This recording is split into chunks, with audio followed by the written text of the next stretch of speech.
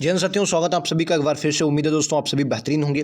दोस्तों आज आप सभी के लिए 31/8/2018 में जो पेपर हुआ था एलपी का, उसके रीजनिंग के क्वेश्चन लेकर आया हूं। इससे पहले हम लोगों ने जीएस के और मैथ के क्वेश्चन बहुत अच्छे से किए हैं दोस्तों, उनको आप ज़रूर देखें। सेम शिफ्ट के क्वेश्चन वो भी हैं। इस क्वेश्चन में रीजनिंग के जितने भी महत्वपूर्ण क्वेश्चन बने हैं उन सबको मैंने उठाया है और आपके सामने रखे हैं, ताकि आपको पता चल सके कि किस हिसाब का क्वेश्चन बनता है। रेलवे के किसी भी एग्जाम की तैयारी करते हैं तो उसमें ये महत्वपूर्ण है ही, लेकिन एलपी के लिए बहुत महत्वपूर्ण है। चलिए पहला क्वेश्चन आपसे फिगर है, बताइए इनमें से किसमें ये फिगर दिया गया है। तो मैं जल्दी जल्दी थोड़ी सॉल्व करता हूँ।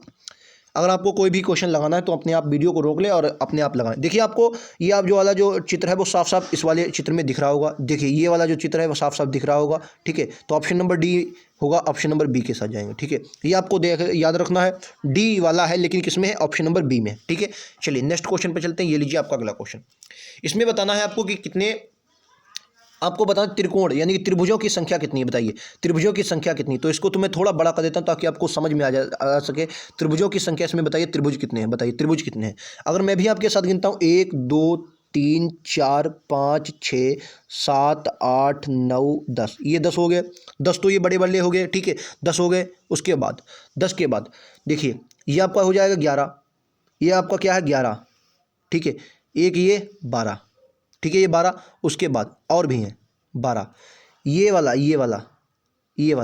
13। ये मैंने गलत बनाया है, आप लोग समझ नहीं पाएंगे। देखिए 10 के बाद ए है 11, ठीक है, और 11 के बाद ये वाला, 11 के बाद ये वाला, देखिए 11 के बाद ये वाला लाइन, जो ये वाली लाइन है, ये वाला ये क्या है 12, ये वाला क्या है 12, ठीक है। ये वाला क्या है, ये है 11 और ये वाला है 12, ठीक है। ये वाला है क्या 12, ठीक है, ये वाला 12 हो गया।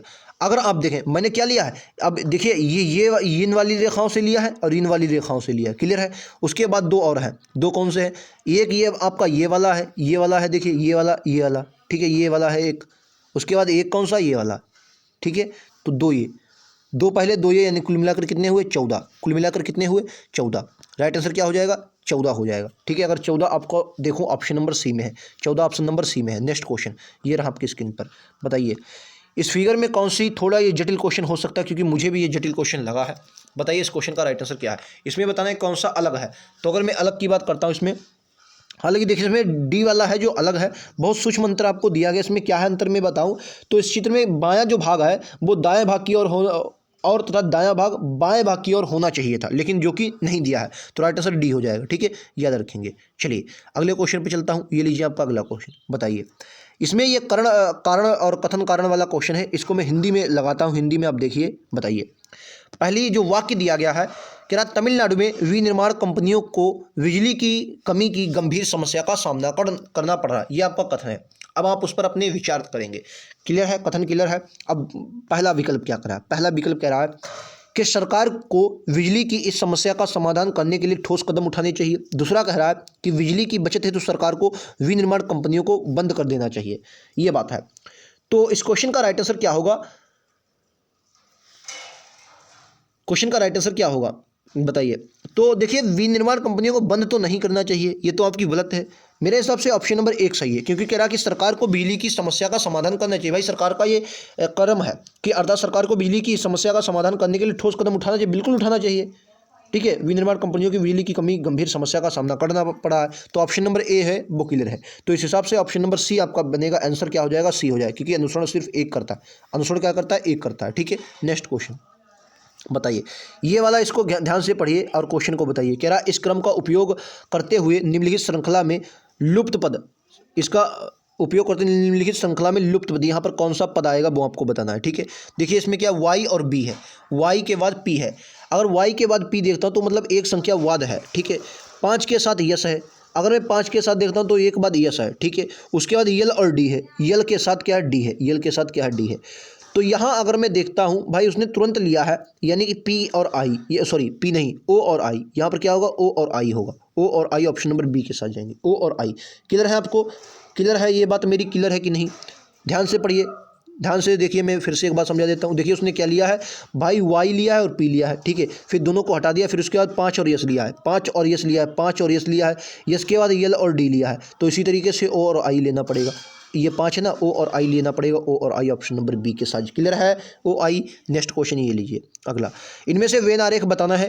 पुरुष पति और मॉडल के बीच, पुरुष पति और मॉडल के बीच बताना है, पुरुष पति और मॉडल के बीच। देखिए एक बात बताइए, पुरुष और पति, सभी पति जो होते हैं, जितने भी पति होंगे पहली बात पुरुष होंगे, जितने भी पति होंगे वो पुरुष होंगे, लेकिन पति भी और पुरुष भी कुछ ये मॉडल के अंतर्गत आएंगे। तो ऑप्शन नंबर सी के साथ जाएंगे। ऑप्शन नंबर सी इस क्वेश्चन का राइट आंसर है। ठीक है, नेक्स्ट क्वेश्चन, इस अनुक्रम में बताना है, दिए गए अनुक्रम में, यदि मैं इंग्लिश वाला भी दिखा देता हूँ, हो सकता है कुछ लोग इंग्लिश वाले हो तो अपने पढ़ लेंगे। देखिए बताइए, फ्रॉम, ये सही है, फ्रॉम पोजीशन, ये लीजिए, यहाँ से इंग्लिश वाले हैं। कह रहा है दिए गए अनुक्रम में यदि बाईं ओर से 8वें स्थान से आरंभ होने वाले अक्षरों को अंग्रेजी वर्णमाला में उनके अगले अंक में रहे अक्षर के प्रतिस्थापित किया जाता है तो जेड और ए से प्रतिस्थापित किया जाता है, तो परिणाम स्वरूप बनने वाले अनुक्रम में वी कहाँ पर होंगे, वी का स्थान कहाँ पर होगा। फिर से मैं क्वेश्चन को हिंदी में बड़ा कर देता हूँ, हो सकता है हिंदी वाले लोग ज़्यादा हों। कह रहा दिए गए अनुक्रम में यदि बाईं ओर से 8वें स्थान से आरंभ होने वाले अक्षरों को, बाईं ओर से 8वें स्थान में बाईं ओर से 8वें स्थान से आरंभ होने वाले अक्षरों को अंग्रेजी वर्णमाला में उनके अगले अंक पर रह रहे अक्षर से प्रतिस्थापित कर दिया जाता है, तो जेड को ए से, जैसे जेड को ए से, मतलब जेड अगर आए तो उसको ए से प्रतिस्थापित करेंगे, मतलब अगला, मतलब जेड को ए से प्रतिस्थापित किया जाता है तो परिणाम स्वरूप बनने वाले अनुक्रम। अब बाईं ओर से इधर से यदि बाईं ओर से 8वें स्थान से आरंभ होने वाले, अगर 8वें स्थान से आरंभ होने की बात करते हैं, ठीक है, तो पहले 1 2 3 4 5 6 7 8 किस पर गिरा, यक्स पर।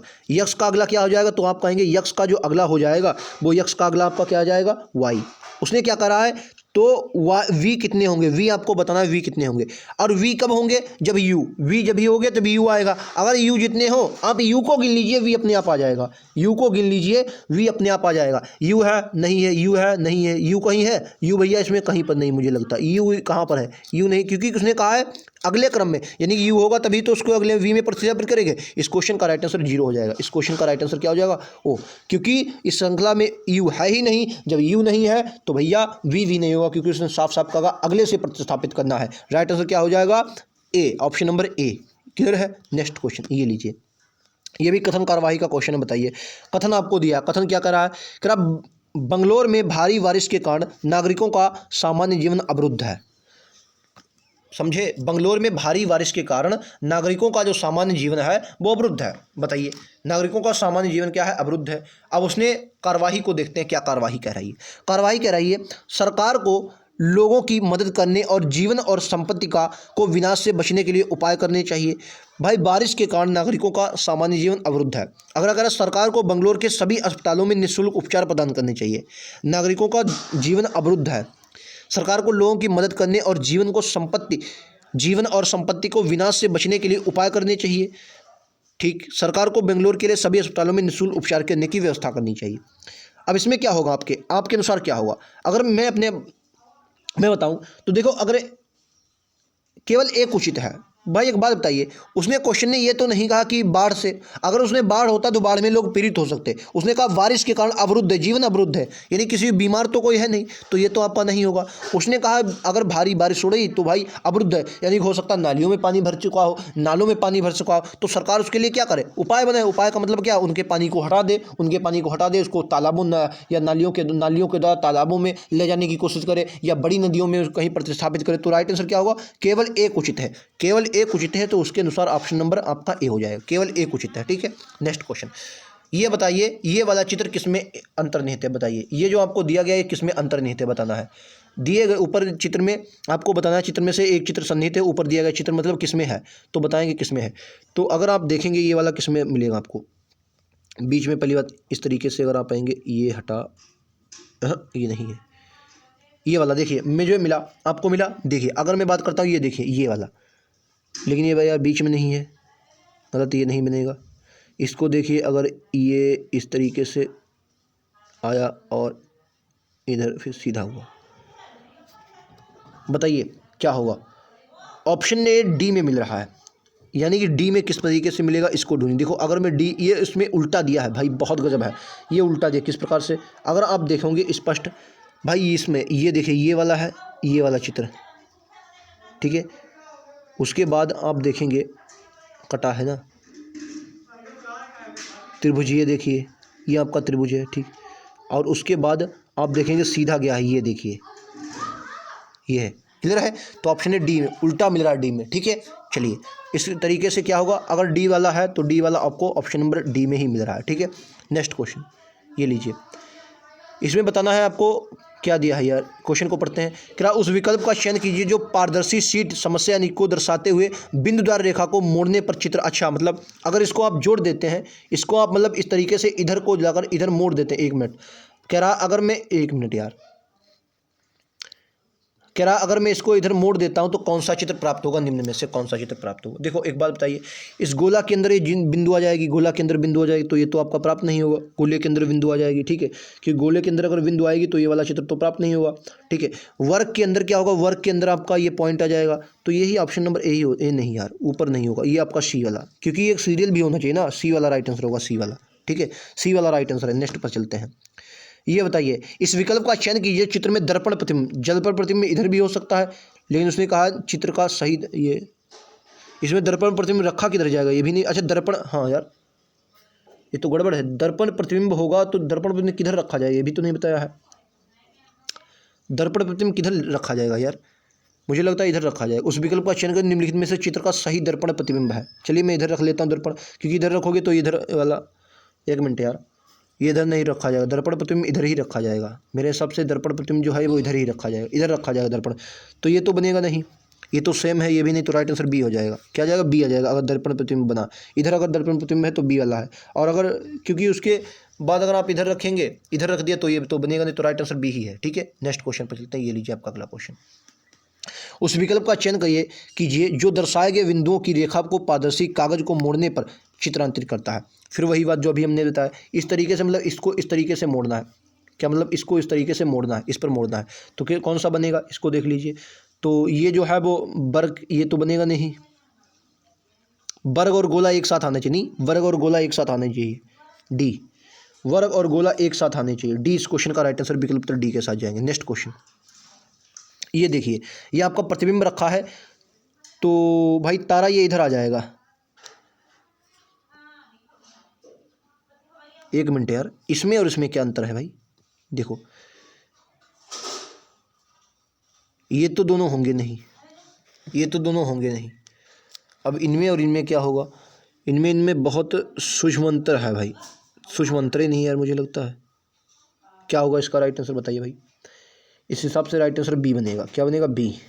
ऑप्शन नंबर क्या है, बी है, इसमें बी माना है, आंसर ने बी माना है, और बहुत सूक्ष्म अंतर, मुझे तो कोई अंतर लग नहीं रहा यार।